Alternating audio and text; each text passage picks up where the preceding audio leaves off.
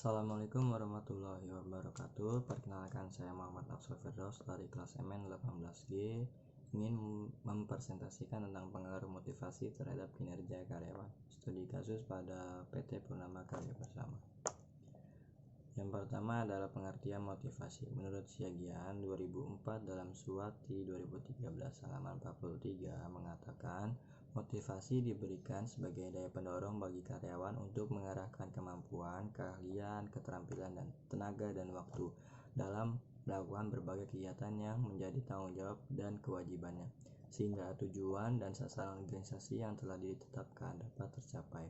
Sedangkan menurut Lutansan 2006 adalah proses sebagai langkah awal seseorang melakukan tindakan tersebut akibat kekurangan secara fisik dan psikis, atau dengan kata lain adalah suatu dorongan yang ditunjukkan untuk menemui tujuan tertentu. Dari kedua pendapat ahli tersebut dapat disimpulkan bahwa motivasi merupakan dorongan untuk melakukan perbuatan sebagai langkah pemenuhan kebutuhan, pencapaian tujuan dan sasaran organisasi. Pemberian motivasi akan efektif apabila terdapat keyakinan dalam diri karyawan bahwa dengan tercapai tujuan organisasi, maka akan tercapai juga tujuan individunya. Selanjutnya ada pengukuran motivasi. Pengukurannya teori hierarki kebutuhan oleh Maslow dalam Sudirman 2013 halaman 49 merupakan kesenjangan antara kenyataan dan harapan yang dapat digolongkan menjadi 5 tingkatan. Di antaranya yaitu kebutuhan yang bersifat fisiologis, kebutuhan mendasar untuk menunjang kebutuhan manusia seperti makan, minum, perlindungan fisik, dan lain-lain. Yang ketiga ada kebutuhan akan rasa aman, kebutuhan akan perlindungan dari ancaman bahaya, pertentangan, dan lingkungan hidup.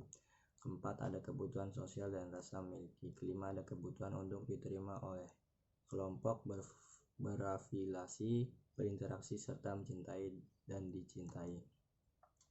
Dari teori tersebut dapat disimpulkan bahwa kinerja dipengaruhi oleh motivasi untuk memenuhi kebutuhan seperti kebutuhan fisiologis, kebutuhan rasa aman, kebutuhan sosial rasa memiliki, dan kebutuhan akan penghargaan, dan kebutuhan untuk meningkatkan kapasitas kerja. Kepuasan tercapai apabila yang didapatkan sesuai dengan harapan. Dari sinilah muncul perluasan makna motivasi.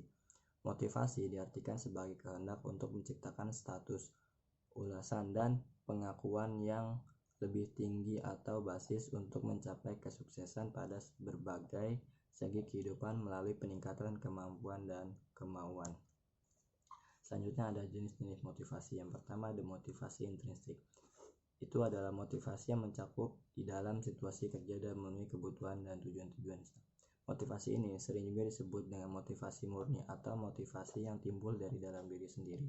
Dengan kata lain, motivasi ini adalah timbul oleh keinginan sendiri, bukan dari luar, atau mereka sebagai contohnya seorang karyawan termotivasi untuk bekerja lebih giat agar dia bisa mencapai tujuan dia untuk menjadi seorang staff atau seorang manajer.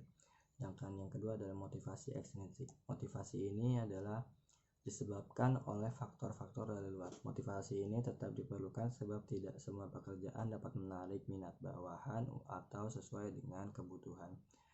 Motivasi ini timbul dari faktor-faktor luar.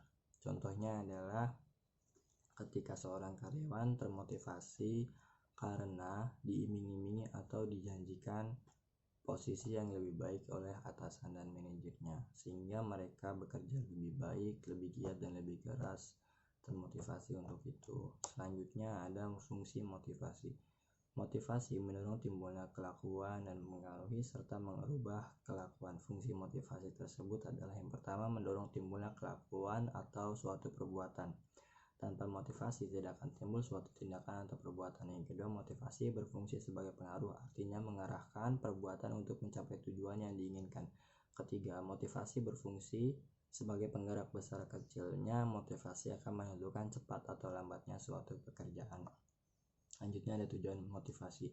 Manajer atau pimpinan yang berhasil dalam hal memotivasi karyawan seringkali menyediakan suatu lingkungan di mana tujuan tepat tersedia memenuhi kebutuhan. Tujuan-tujuan motivasi tersebut antara lain mendorong gairah semangat kerja karyawan, meningkatkan moral dan kepuasan kerja karyawan, meningkatkan produktivitas karyawan, mempertahankan loyalitas dan kestabilan karyawan pada perusahaan, meningkatkan kedisiplinan dan menurunkan tingkat absensi karyawan, mengefektivitaskan pengadaan karyawan, menciptakan suasana dan hubungan kerja yang baik, meningkatkan kreativitas dan partisipasi karyawan, meningkatkan tingkat kesehatan karyawan dan kesejahteraan karyawan, mempertinggi rasa tanggung jawab karyawan pada tugas-tugasnya. Selanjutnya adalah pengertian dari kinerja karyawan. Kinerja adalah aksi, bukan peristiwa, yaitu aksi kinerja itu sendiri terdiri dari banyak komponen dan bukan hasil langsung. Pada dasarnya, kinerja adalah suatu yang individual karena setiap karyawan memiliki kemampuan berbeda-beda untuk melakukan pekerjaannya.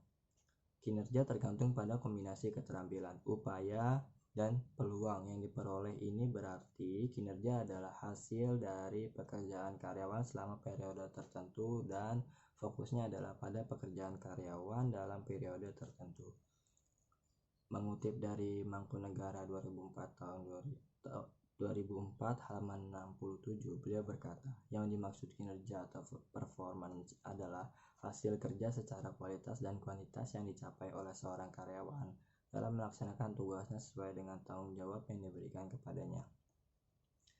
Terakhir ada faktor-faktor kinerja karyawan. Faktor-faktor pertama adalah faktor efektivitas dan efisiensi. Jika tujuan tertentu bisa dicapai, kita bisa mengatakan bahwa kegiatan tersebut adalah kegiatan yang efektif. Tetapi jika konsekuensi yang tidak diinginkan menganggap pentingnya hasil yang dicapai memuaskan, bahkan jika mereka mendefinisikan sebagai kegiatan yang tidak efisien, sebaiknya jika hasil yang diinginkan tidak penting atau sepele, kegiatan bersifat efisien.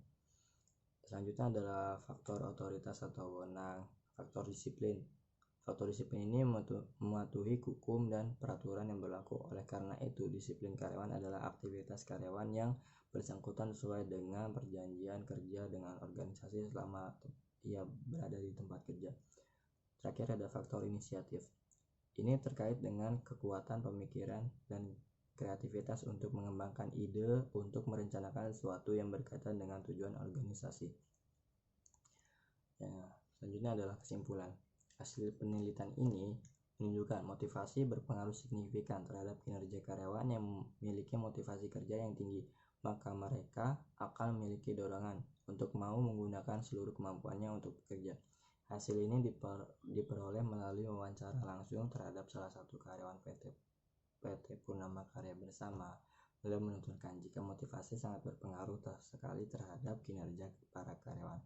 Motivasi dalam bekerja menurut beliau adalah ada beberapa faktor menurut beliau yang menjadikan itu adalah motivasi berupa tunjangan gaji, fasilitas yang pantas sesuai dengan pekerjaan, fasilitas pendukung lainnya seperti berupa transportasi atau jemputan dan lain-lain. Yang fasilitas atau motivasi itu dapat meningkatkan kinerja dengan hasil kerja yang lebih baik lagi. Cukup sekian dari saya, kurang lebihnya mohon maaf. Wassalamualaikum warahmatullahi wabarakatuh.